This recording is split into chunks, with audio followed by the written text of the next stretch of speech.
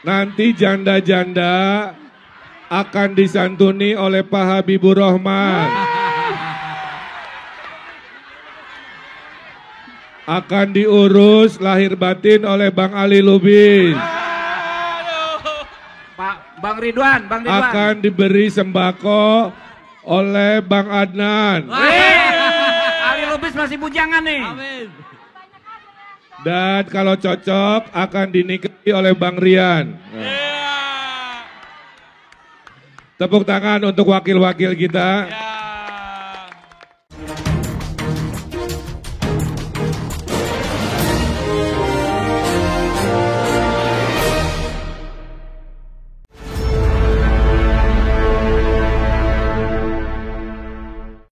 Halo, apa kabar? Semoga selalu dalam keadaan sehat walafiat, tetap semangat. Kembali berjumpa dengan saya, Herz Arif dan Bung Rocky Gerung dari Forum News Network. Bung Rocky ini pasangan Ridwan Kamil dan Suswono ini kembali membuat blunder dan masalahnya terkait lagi dengan perempuan. Kalau sebelumnya Suswono yang meminta agar para janda-janda kaya itu menikahi pemuda, kali ini malah Ridwan Kamil yang saya kira ini mungkin ya, maksud dia sih bercanda, tapi ini menunjukkan bahwa dia sama sekali tidak sensitif gender.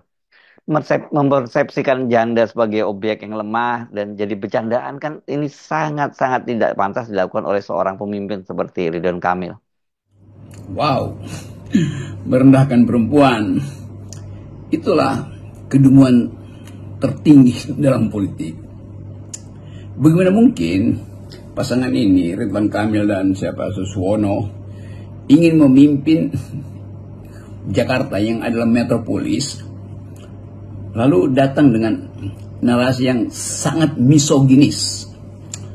Ini coba saya terangkan dulu arti misoginis. Misoginis artinya membenci perempuan itu atau merendahkan perempuan.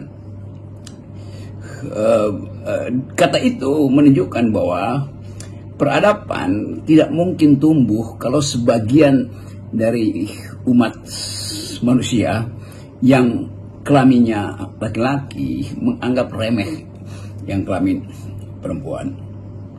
Saya melihat itu sebagai semacam olok-olok yang dungu itu, dan kedunguan itulah yang pasti akan jadi alasan untuk mengabaikan dua makhluk ini untuk menduduki jabatan tertinggi di DKI.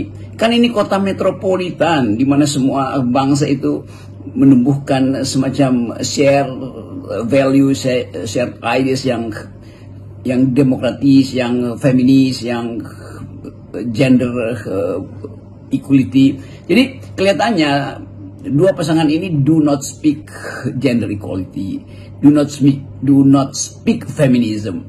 Semua hal yang baik dalam demokrasi hari-hari ini diukurkan pada apakah Anda do you speak feminism, do you speak gender equality. Jadi sebetulnya bagaimana mungkin kita percaya pada pemimpin yang mampu untuk merawat negeri ini supaya masuk dalam peradaban kosmopolitan itu. Jadi itu penanda pertama bahwa siapa namanya nih, Ridwan Kamil dan pasangannya sungguh tidak paham apa yang disebut sebagai penghargaan terhadap citizen itu. Jadi dianggap bahwa perempuan itu bisa diberi label apapun, tetapi tetap di dalam kedudukan yang subordinat, yang bisa direndahkan dengan macam-macam kalimat yang saya nggak mau ulang itu. Nah itu satu pelajaran bagi kita kalau nggak mampu untuk memahami konsep-konsep baru dalam demokrasi, soal environment, soal gender, soal feminism. Itu sebaiknya jangan berupaya untuk memaksakan diri, dari kemampuannya sangat terbatas. Menyimak ucapannya, sesungguhnya kan kita bisa menilai dan mengukur seperti apa sih kualitas seorang Ridwan Kamil itu, seperti apa sih kualitas seorang Suswono. Jujur kita harus khawatir kalau figur semacam ini jadi duet yang akan memimpin Jakarta. Bisa minta maaf juga atau minta maaf lagi berkali-kali. Tetapi soal yang sangat elementer semacam itu, kalau kata Dr. Watson dalam novel-novel Sherlock Holmes, it is elementer, Watson. Itu sangat elementer. Kenapa Anda nggak paham? Kira-kira begitu. Jadi kita mau pikirkan apa lagi? Kalau seandainya saya minta maaf salah, iya ini sangat elementer yang nggak boleh, bahkan slip lidah pun itu tidak boleh, apalagi ini selip di pikiran. Jadi ini udah apa istilahnya, dangkal sejak dari dengkul, itu intinya tuh. Dan kampanye untuk memuliakan perempuan tidak bisa dimulai dengan sekedar ya minta maaf itu, karena pengetahuan orang itu didasarkan pada watak dia sebetulnya. Artinya pengetahuan orang tentang relasi manusia itu ditentukan oleh wataknya. Kalau wataknya memang otoriter, wataknya adalah patriarkis, itu nggak bisa betulin lagi itu. Dan itu yang menunjukkan bahwa kualitas seorang itu memang harus lengkap itu. Kalau menjadi pemimpin, dia harus betul-betul punya kapasitas berpikir yang cepat sehingga lidahnya itu bisa dia edit dalam 2-3 detik itu. Bukan tergoda untuk mempromosikan demagogi. Ini itu politik demagogi itu. Dan kedangkalan semacam ini yang hendak kita hindari itu. Kita berupaya untuk memberi kesan intelektual di dalam politik, apalagi politik Jakarta, kesan bahwa ada peradaban yang memanusiakan perempuan, bukan justru merendahkan. Jadi kapasitas dua pemimpin ini ya apa yang mau disebutkan lagi, seolah-olah dua orang ini bersekongkol memang untuk merendahkan diri. Pada akhirnya kan dia mengucilkan diri dia dari pergaulan orang beradab kan, artinya begitu tuh. Jadi saya mesti terangkan itu secara agak kasar, karena soal relasi manusia itu sekarang ditentukan oleh penghargaan terhadap kedudukan mereka justru yang disubordinasikan tuh. Dan perempuan di dalam peta demografi kita adalah bagian yang paling ditelantarkan oleh kebijakan negara. Kalau kita belajar tentang sosiologi kiri misalnya, ada golongan yang elite, golongan borjuis, ada golongan yang betul-betul di dasar dari piramida sosial, itu golongan proletar itu. Nah, perempuan itu adalah proletarnya proletariat. Dia dieksploitasi dua kali. Dieksploitasi di dalam sistem politik negara, juga dieksploitasi secara kultural. Nah, yang diucapkan tadi oleh siapa namanya itu, apa panggilannya itu, Kang Emil dan Kang Emil hari ini yang mengucapkan itu menunjukkan bahwa pengetahuan beliau tentang peradaban itu minus sekali tuh. Saya perhatikan ini Anda kalau soal-soal yang berkaitan dengan feminisme, environmental dan sebagainya, itu emang ini Anda sangat sensitif ya.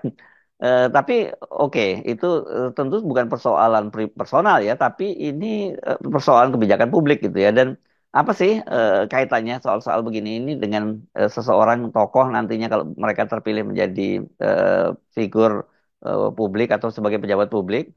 Oh ya, bukan karena saya mengajar bertahun-tahun feminist philosophy atau saya mengajar di Mahkamah Agung tentang feminist jurisprudence. Bukan karena itu saya kasih kritik, tetapi kita mendasarkan sebetulnya etika politik itu pada hal yang betul-betul komplit pengetahuan kita tuh.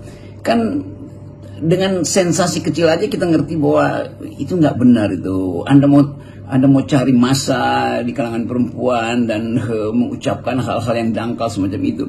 Kan itu penanda bahwa Anda juga dangkal. Nah, kita butuh satu refleksi bahwa pemimpin-pemimpin kita itu kebanyakan juga itu tetap ada dalam kondisi patriarkis atau diasuh dalam kultur yang patriarkis, kultur yang feodal, kultur yang itu juga udah menunjukkan kultur yang otoriter. Kan mengolok-olok perempuan itu adalah mendominasikan dirinya tuh, seolah-olah sebagai laki-laki dia bisa berdiri di atas perempuan. Jadi kemungkinan ini yang bisa kita duga dari awal. Pemimpin itu kelengkapan akademisnya mungkin cukup, tapi kelengkapan etisnya itu defisit. Jadi itu masalah kita tuh. Dan masalah ini melekat pada kultur politik kita, dan kultur politik kita juga seringkali tutup mata terhadap soal-soal semacam ini tuh.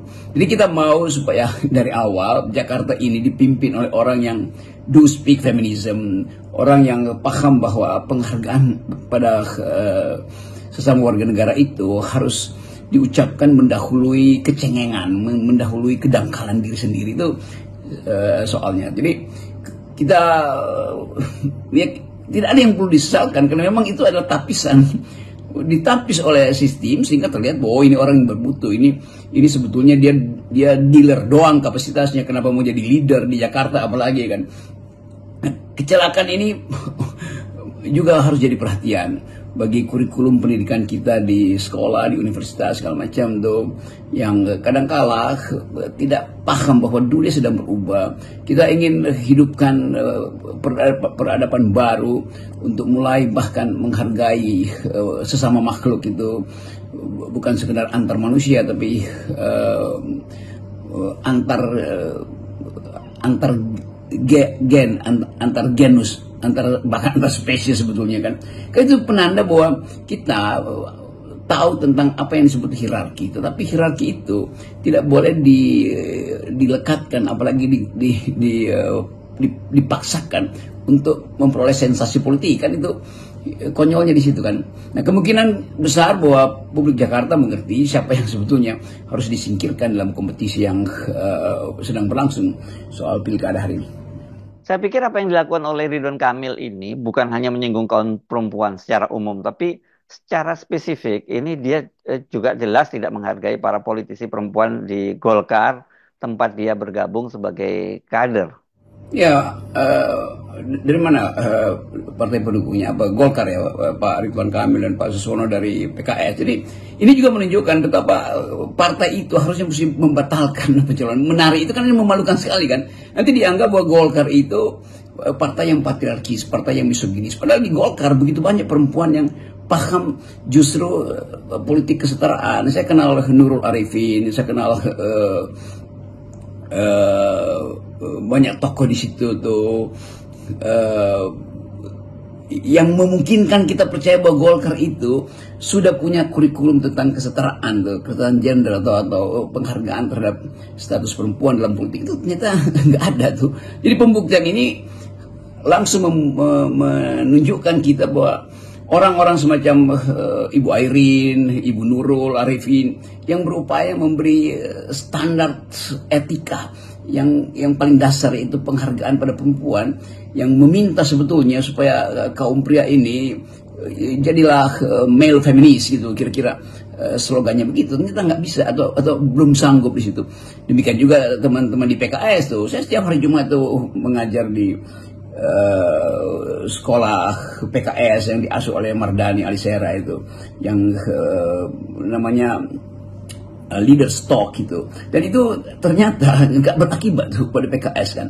Jadi kader PKS utama justru bersekutu dalam kedunguan dengan kader Golkar. Itu kritik saya tuh, dan kritik ini betul-betul saya ucapkan untuk meyakinkan kita bahwa seseorang yang punya reputasi buruk itu akan dinilai oleh sejarah bahkan setelah pilkada. Mungkin 2029 kalau Pak Ridwan Kamil masih ingin jadi tokoh politik atau mau berkiprah dimanapun, orang akan ingat bahwa Anda tuh ternyata grammar tentang kesetaraan perempuan dan laki-laki atau grammar tentang feminisme itu minus 12 itu kan. Nah, kita anggap aja bahwa ini satu pelajaran supaya mereka yang berupaya untuk tampil dalam kompetisi itu jangan datang dengan arogansi, itu datanglah dengan semacam sikap etis. Dan sikap etis itu harus ditunjukkan langsung ketika dia berbicara, ketika dia menyapa, ketika dia mengolok-olok, bahkan mesti ada sikap etis. Nah, kalau sikap etis itu tidak ada, maka saya ingin pastikan bahwa makhluk-makhluk ini, saya sebutnya makhluk itu supaya tidak ada gender bias di situ. Makhluk-makhluk ini baru tahap dealer, bukan berkualitas leader. Salam akal sehat. Ya, salam akal sehat. 0% kan. Semua arogansi, patriarkis, dan misoginis.